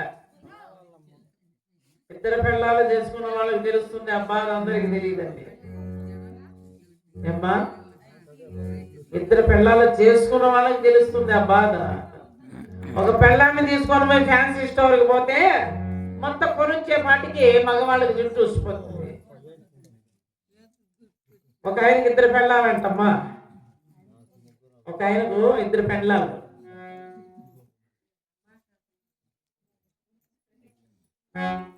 ఇద్దరు పెళ్ళాలైతే చిన్న పెళ్ళాము మంచి వయసులో ఉంది, చిన్న వయసులోనే పెళ్లి చేసుకున్నాడు రెండో పెళ్ళాం. పెద్ద పెళ్ళాం మాత్రం ఈక్వల్ గా ఉంది ఆయనకు. చిన్న పెళ్ళాం ఫంక్షన్కి పోవాలి మొగుడిని తీసుకొని. ఫంక్షన్ పెళ్లికో ఏడుకో పేరంటారుకో ఏం చెయ్యాలి, నా మొగుడికి వెంట్రుకలంతా నడిచిపోయింది, నా తోటి స్నేహితులంతా చూశారంటే నన్ను గెలి చేస్తారు, ముసలోని చేసుకున్నావు పెళ్లి అని. అందుకని మొగుడిని రమ్మని చెప్పి కూర్చోబెట్టి తెల్ల వెంట్రుకలంతా పెరికేసిందంట. వచ్చిన తర్వాత ఇంకా పెద్ద పెళ్ళాం దగ్గరికి పోవాలి కదా, వంతు కదా. పెద్ద పెళ్ళాం దగ్గరికి పోయేసరికి ఆమె చూసింది చిన్న పెళ్ళాం తెల్ల వెంట్రుకలంతా పెరికేసింది, ఈ నల్ల వెంట్రుకలు నేను ఎందుకు పెట్టాలి అని పెద్ద పెళ్ళాము ఉండే వెంట్రుకలు ఒకటి లేకుండా పెరికేసిందంట. అంతే, తిరుపతి కొండ ఒక పక్కన ఇక్కడ గుండె అయిపోయినాడు అన్న. కాబట్టి ఆ ఇద్దరు పెళ్ళాలు చేసుకున్న వాళ్ళకి తెలుస్తుంది ఆ బాధ, ఇంకెవరికి తెలియదండి. కనుక బృహద్రథ మహారాజుకి ఇద్దరు పెళ్ళాలు, హస్తి ప్రస్తి అనేటటువంటి ఇద్దరు భార్యలండి. సంతానం లేకుండా బాధపడుతుండే చండకౌశిక మహాముని ఆశ్రమానికి వెళ్తే సేవ చేశారు. ఆయన మామిడి పండు ఒకటి ఇచ్చాడు. ఆ మామిడి పండును తీసుకొచ్చి ఎవరికి ఇవ్వాలి, చిన్న పిల్లానికి ఇస్తే పెద్ద పిల్లం స్ట్రైక్, పెద్ద పిల్లానికి ఇస్తే చిన్న పిల్లం స్ట్రైక్ చేస్తుంది మాట్లాడకుండా. కాబట్టి ఏం చేయాలని ఆ మామిడి పంటను సగభాగం కోసారు. పెద్ద పిల్లానికి సగభాగం, చిన్న పిల్లానికి సగభాగం. ఇద్దరు తిన్నారు మామిడి పండు. ఇద్దరు గర్భాలు ధరించారు. 9 మాసాలు మోసి పెద్ద పిల్లము ఒక బిడ్డను కన్నదంట. ఎట్లా కనింది? ఒక కాలు, ఒక చేయి, ఒక కన్ను, ఒక ముక్కు, ఒక చెవి, భాగం కలిగిందంట పెద్ద పిల్లం. చూస్తున్నారు చెలికెత్తలు, ఏమిటిది విచిత్రమైన బిడ్డను కన్నది మహారాణి. మహారాణి, సగభాగం కన్నావు బిడ్డను. అవునా? మహారాజుకి చెబితే చంపేస్తాడేమో. అక్కడ నా చెల్లెలు మంచి బిడ్డను కనిందేమో చూసి రావే చెలికెత్తే అని చెలికెత్తెను పంపించాడు. చెలికెత్తే చిన్నపిల్లల దగ్గరికి పోయింది. అమ్మ ప్రసవించింది, బిడ్డను కనింది. వచ్చింది నేరుగా పెద్ద పిల్లల దగ్గరకు. ఏమే చెల్లి, ఎట్లాంటి బిడ్డను కన్నది నా చెల్లెలు? ఏమి చెప్పేదమ్మా, ఇదే సరుగు పుట్టిపోయింది. అక్కడిది ఇక్కడిది, ఇక్కడిది అక్కడిది, ఏం చెప్పేది పనే లేదు. అక్కడ కూడా ఒక కాలు, ఒక చెయ్యి, ఒక కన్ను, ఒక ముక్కు, ఒక చెవి పుట్టిపోయిందమ్మా. అమ్మయ్యా, నాకు మనశ్శాంతి అని ఇద్దరు భార్యలు ఏకమై ఆ మాంసపు ముద్దల్ని, బిడ్డ ముక్కల్ని ఒక మూటగా కట్టి ఊరు బయట కోట కవతలు పారేశారండి. కోట కవతలు పారేశారు. అక్కడ జరానే రాక్షసి ఆ రాజ్యములో తిన్నటువంటి ఎంగిలాకులు వేస్తే ఆ ఆకుల్లో మిగిలిన మెతుకులు ఏరుకొని చేస్తూ ఆ రాజ్యాన్ని కాపాడుతూ ఉందట. రాజ్యాన్ని చూస్తూ ఉంది అక్కడ రాజ్యం దగ్గర. వెంటనే ఈమె విసిరి పారవేయగానే ఆ బిడ్డను తీసుకుందండి ఆ రాక్షసి. ఆహా, ఏమీ నరవాసన,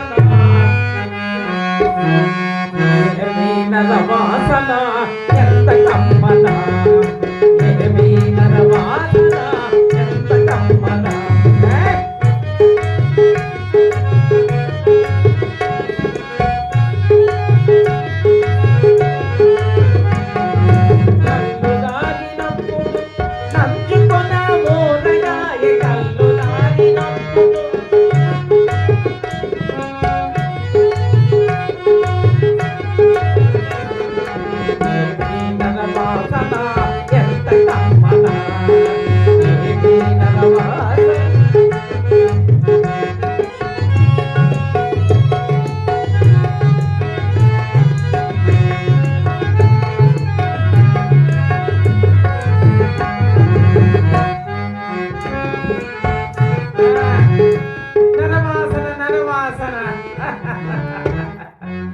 అంటూ ఆ మాంసపు ముద్ద తీసుకుని ఒక్కసారి ఆ మూట విప్పి ఆ బిడ్డ శకలాలు తీసుకునిందంట.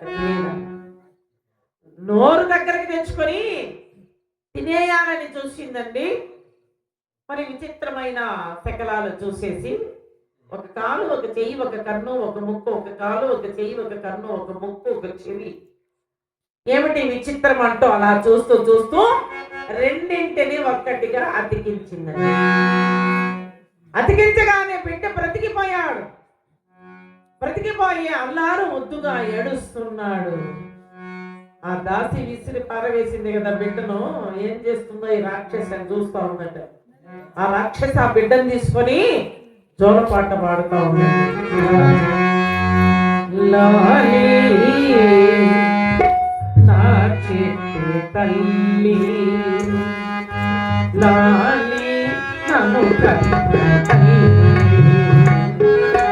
లాలి బంగారు తల్లి, లాలి నా కల్పవల్లి,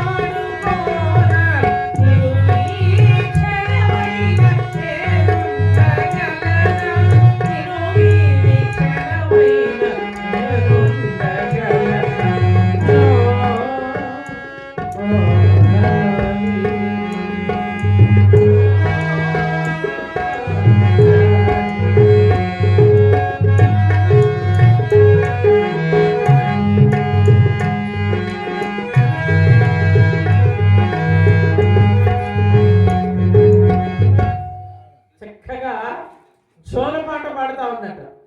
బిడ్డ ఏడుపు మాన్పేసి ఉండగా ఈ రాజ్యంలో ఉన్న మహారాజుకి బిడ్డలు లేరు, ఈ బిడ్డనైనా వాళ్ళకి ఇచ్చేద్దాం అని ఆ బిడ్డను తీసుకుని నేరుగా రాజ్యానికి వచ్చి మహారాజును చూసి, దండాలండి మహారాజా, ఎవరమ్మా నీవు? నేను జరానే రాక్షసి మహారాజా. మరి ఈ బిడ్డను రాజ్యంలోకి తీసుకొచ్చావు, కారణం ఏమిటి? ఎవరి బిడ్డ ఇది? మరి శకలాలు, ప్రాణములే శకలాలు ఊరు బయట పారేశారు మహారాజా. ఆ బిడ్డను రెండింటిని ఒక్కటిగా సంధించి ప్రాణము పోసి మీకు ఇస్తామని వచ్చాం మహారాజా. మా ఈ బిడ్డ ఎవరో బిడ్డ కాదు, నా భార్యలు కన్నారు, నా బిడ్డే. కాబట్టి శకలాలు ప్రాణం లేదు కాబట్టి విసిరి పారవేశారు. నీ చేతి స్పర్శ వల్ల అతికించి బ్రతికించి నా బిడ్డను తీసుకొచ్చావు, చాలా సంతోషం అమ్మా. అందుకని ఇది నా బిడ్డే, ఇచ్చేయని తీసుకొని నా బిడ్డను అతికించి బ్రతికించావు కాబట్టి ఈ రోజు నుంచి ఈ బిడ్డకు నీ పేరే పెట్టుకుంటున్నాను, జరాసంధుడు.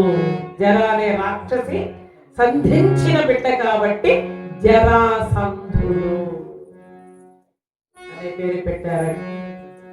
ఈ రోజు నుంచి నా బిడ్డను నీవే కాపాడాలి.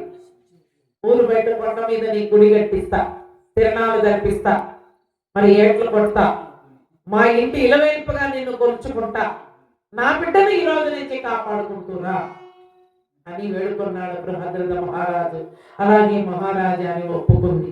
అందుకే జరాసంధుని ఎన్నిసార్లు చీలుస్తున్నా అన్ని మార్లు అందుకోవడానికి కారణమో జరా అనే రాక్షసి కాపాడుతా ఉందన్న మాట జరాసంధుని.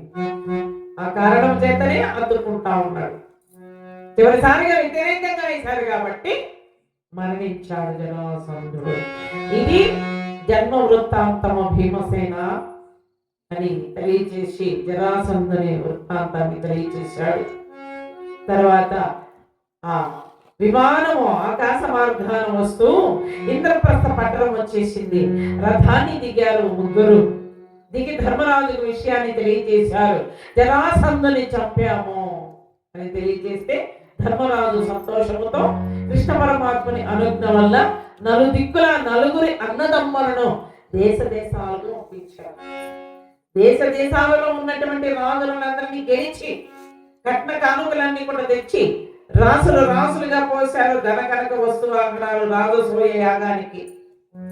రాజసూయ యాగము చేయాలంటే బంధుమిత్రులు ఉండాలి కాబట్టి అత్తినాపురానికి ఒక లేఖ రాసినాడు మరి ధర్మరాజు గారు. పాండవులు రాజసూయ యాగము చేస్తున్నారు, అందరూ బయలుదేరి రావాల్సిందిగా మరి కోరుకుంటున్నామని లేఖ రాశాడు అత్తినాపురానికి. చేతి రాజ్యాధిపతి అయినటువంటి శిశుపాలుని కూడా ఒక లేఖ రాశాడు. మరి వసుదేవునికి ఒక లేఖ రాశాడు. భరద్వాజ మహర్షుల వారికి ఒక లేఖ రాశాడు. మరి అనేక మందికి కూడా భీష్మ, ద్రోణ, కృప, అశ్వత్థామ, భూరిశ్రవ, సోమదత్త, కర్ణ, శకుని, దుర్యోధనాదులు ఎక్కడ వారు అక్కడ బయలుదేరి ఇంద్రప్రస్థ పట్టణానికి వస్తున్నారు రాజసూయ యాగాన్ని కలిగించడానికి. పట్టణ ప్రజలు, దేశ దేశ రాజులు, నారదాది మహర్షులు, విశ్వ బలరాములు అనేక మంది కూడా బయలుదేరి వచ్చేస్తున్నారు రాజసూయ యాగానికి. మరి కౌరవులు ముందుగా వచ్చారట. భీష్మాచార్యులు అంటారు, ఆయన దుశ్శాసన అందరినీ కూడా ఆహ్వానితులు చేసుకో అన్నాడు. సరే తాతయ్య, ధర్మరాజా అందరినీ ఆహ్వానించి నీవు కూర్చోబెట్టవయ్యా. ధర్మరాజు శుచి స్నానము చేసి ఉండగా దేశ దేశ రాజులందరూ కూడా కిరీటాలు పెట్టుకుని ఆ తలలో వచ్చి ధర్మరాజు పాదాలకు నమస్కారం చేస్తా ఉన్నారంట. ఎప్పుడైతే నమస్కరిస్తున్నారో ఆ సమయంలో దుశ్శాసన ఒక్కసారి కూర్చుంటే 1,00,000 మంది భోంచేయాలి రాజసూయ యాగంలో, 1,00,000 మందికి బంతులు వేయిసే బాధ్యత నీదే అన్నాడు. సరే తాతయ్య. నకుల సహదేవులారా, యజ్ఞమునకు కావాల్సినటువంటి సామాగ్రి తగిన సిద్ధం చేసే బాధ్యత మీది. సరే తాతయ్య. అర్జున, యాగము జరిగేంత వరకు ప్రజలకు ఏదైనా కష్టం వస్తే కాపాడే బాధ్యత నీది. సరే తాతయ్య. మరి భీమసేన రాజసూయ యాగానికి వచ్చిన వాళ్ళందరూ భోజనం చేయాలి కదా, అందుకని నీవు వంటలు చెయ్యి అన్నారు. సరే తాతయ్య. అమ్మా ద్రౌపది, నీవు నెయ్యి వడ్డించమ్మా. సరే తాతయ్య. ఎక్కడ వారక్కడ అందరికీ నియమిస్తే కృష్ణుడు చూస్తూనే ఉన్నాడట. నాకు కూడా ఒక పని చెప్పండి పితామహ అన్నాడు. ఎంత మాట కృష్ణ. రాజసూయ యాగానికి వచ్చిన వాళ్ళు భోజనం చేసి ఎంగిలాకులు అక్కడ పెడతారయ్యా, ఆ ఎంగిలాకులు ఎత్తమయ్యా శ్రీకృష్ణ. చూడండి, అంతటి భగవంతుడే రాజసూయ యాగములో ఎంగిలాకులు ఎత్తడానికి పూనుకున్నాడంట పాపం. ఇక ఎవరైనా మన ఇంటికి భోజనానికి వస్తే ఆకులు వేస్తాం, వాడు తింటాడు. తినేసి అయిపోయిన తర్వాత ఆకు చూస్తే కొంతమంది బాగా తింటారు, కొంతమంది గలీజుగా ఉంటుంది ఆ ఆకు, ఎత్తాలంటే అసహ్యపడతారు. కాబట్టి ఎట్లా ఉన్నా అన్నము పెట్టే వాళ్ళకంటే ఆకు ఎత్తే వాళ్ళకి అసహించుకోకుండా ఆకులు ఎత్తే వాళ్ళకి పుణ్యము. ఆ పుణ్యం అంతా కృష్ణుడు కొట్టేస్తా ఉన్నాడు కనుక మరి ఎక్కడ వారు అక్కడ కూర్చొని భీముడు దగ్గర ఉండి వంటలు చేస్తుంటే కూర్చొని భోజనం చేస్తున్నారు దుర్యోధనాదులు. మహాతల్లి ద్రౌపది అమ్మవారు ఒక ఆకులో వంగి నెయ్యి వేస్తే 1,00,000 ఆకుల్లో వెళ్ళిపడతా ఉన్నట్టు. చూడండి ఎంత మహాపతివ్రత ఉండాలమ్మా. కాబట్టి అందుకే మన దేవతా సినిమాలో కూడా ఒక చక్కనైనటువంటి గానం ఆలపించారు మన వెంకటేశ్వర గారు.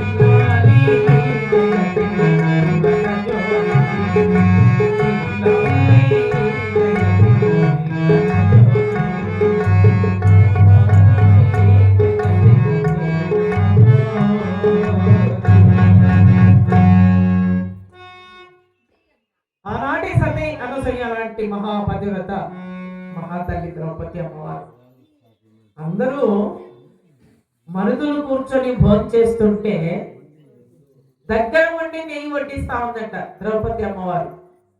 ఒక ఆకులో వంగి నెయ్యి వేస్తే 1,00,000 ఆకుల్లో వెళ్ళిపడతాం.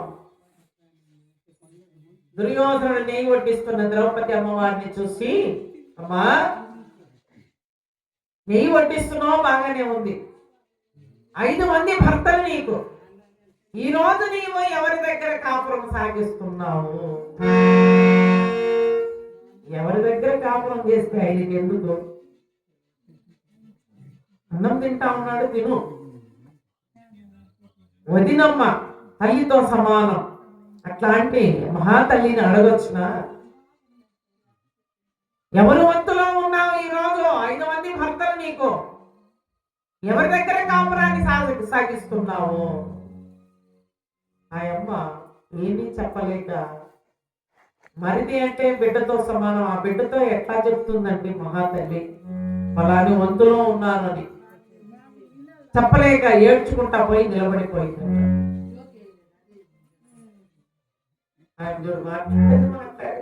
వాళ్ళ ఇష్టం.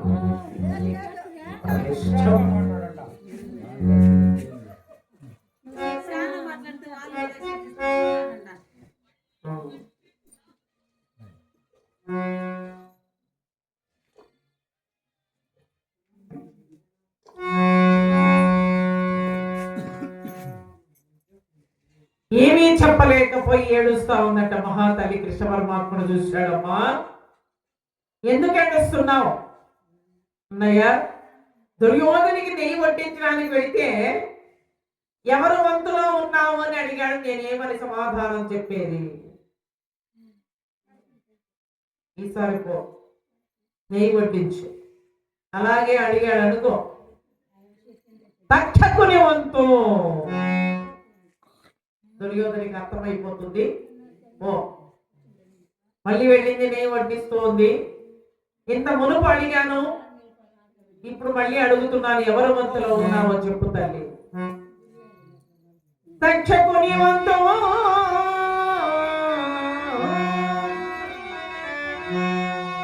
తక్షకుని వంతు అనేసరికి దుర్యోధనికి తల తిరిగిపోయింది. ఈ మాట ఎవరు చెప్పారు? ఇంతకు ముందు అడిగితే ఈ మాటకు ఈ ప్రశ్నకు సమాధానం చెప్పలేదు. ఇప్పుడు చెప్పిందంటే తక్షకుని వంతు అంటుంటే ఈ మాట ఎవరు చెప్పారు? ఏమిటో ఆ మాయమారి కృష్ణుని చెప్పుంటాడు, ఇంకెవరు చెప్పండ్రు. ఆయనకే తెలుసు అన్ని, సృష్టికర్త ఆయన, సర్వంతర్యామి, ఆయనకి తెలియదు ఏముంది కాబట్టి ఆయనే చెప్పుంటాడు. ఇప్పుడు మనం చెప్పుకుంటే మనకు తెలుస్తుంది ఆ విషయం. దుర్యోధని భార్య పేరు భానుమతి. ఆయన ఎవరో పాపం నిలబడుకొని చూస్తానే ఉన్నాడు. రావయ్య, వచ్చి కూర్చోవయ్య, పాపం మంచులో ఎందుకో రా.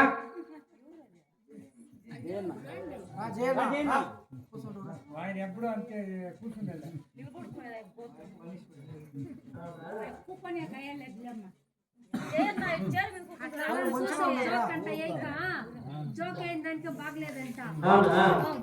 మొగుడు చచ్చిపోతే మైకి పెట్టుకొని ఏడుస్తా ఉందట.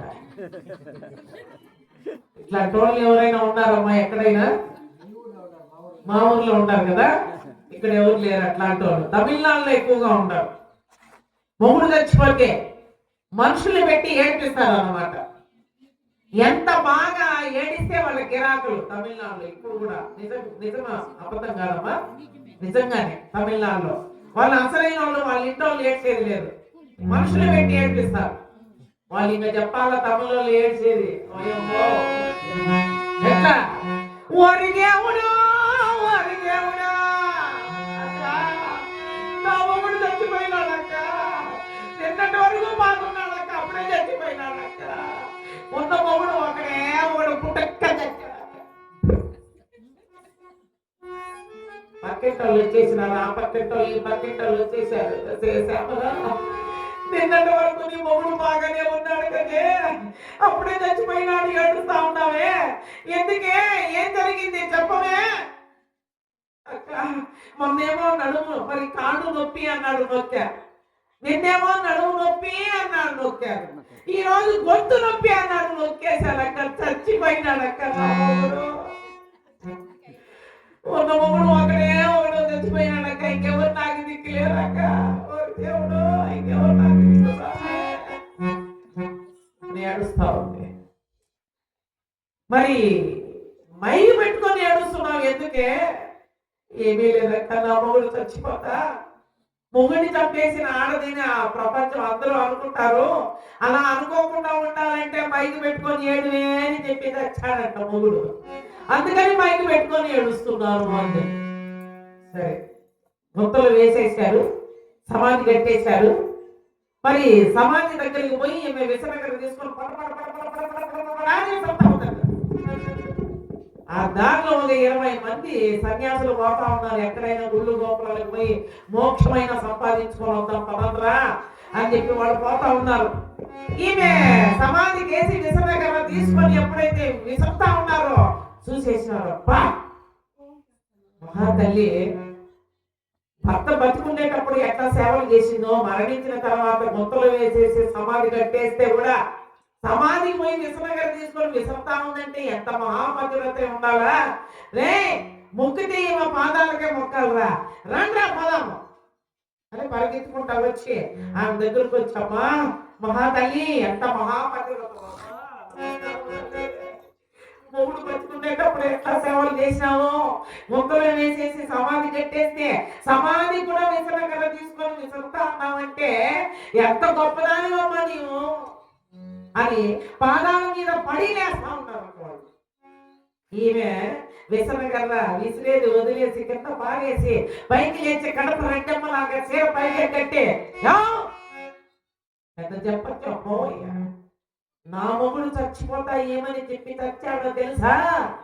నన్ను గుంతలో వేసేసి సమాధి కట్టేసి సమాధి ఆరిపోయిన లోపల నువ్వు పెళ్లి చేసుకో అని చెప్పి చచ్చినాడు నా మొగుడు. అందుకని ఎంత తొందరగా ఆరిపోతే అంత తొందరగా పెళ్లి చేసుకుందామని విసనగర తీసుకొని చెప్తా ఉన్నాను. అమ్మా పోయి నీ పాదాలకి మొక్కినప్పుడు మా జీవితం ధన్యమైపోయింది అంటూ ఇంకా చాలా మా నువ్వు భక్తులతో డబుల్ భక్తులతో నువ్వు సరే అమ్మా మేము వెళ్ళొస్తామని బయలుదేరిపోతా ఉన్నారంటే ఎట్లమ్మా? ఏమి జీవము ఏమి జీవము పాపిష్టి జన్మము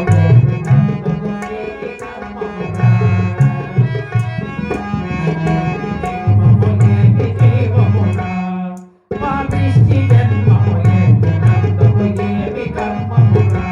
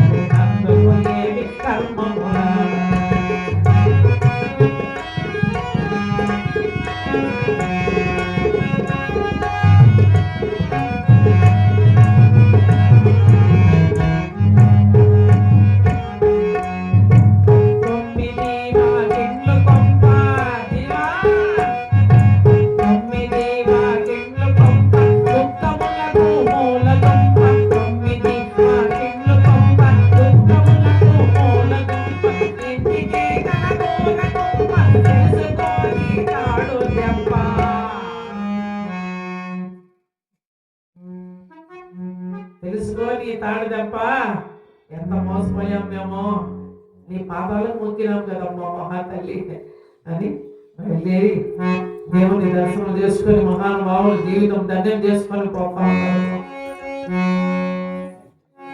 జై రమణ గోవింద.